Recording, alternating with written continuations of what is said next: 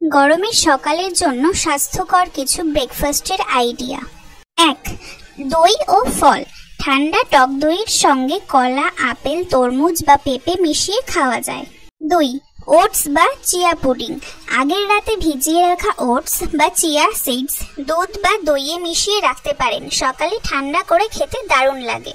3. ডিম সেদ্ধ বা পোচ। হালকা করে সেদ্ধ ডিম কিছু স্যালাড বা হালকা টোস্টের সাথে খুব ভালো হয়। 4. ময়শুক্ত ফল। তরমুজ, বাঙ্গি, শসা জাতীয় ফল শরীর ঠান্ডা রাখে এবং হাইড্রেট করে। 5. সবজি বা ডাল পিঠা। হালকা ভাপে রান্না করা পিঠা, যেমন সবজি দিয়ে চিতই বা ডাল পিঠা। 6.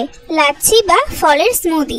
ঠান্ডা দই দিয়ে তৈরি লাচ্ছি বা কলা, মিষ্টি ফল দিয়ে বানানো স্মুদি। ভিডিওটি ভালো লাগলে অবশ্যই লাইক, কমেন্ট, শেয়ার করে পাশে থাকবেন এবং এরকম ভিডিও পেতে আমাদের চ্যানেলটি অবশ্যই সাবস্ক্রাইব করে দেবেন। Thank you.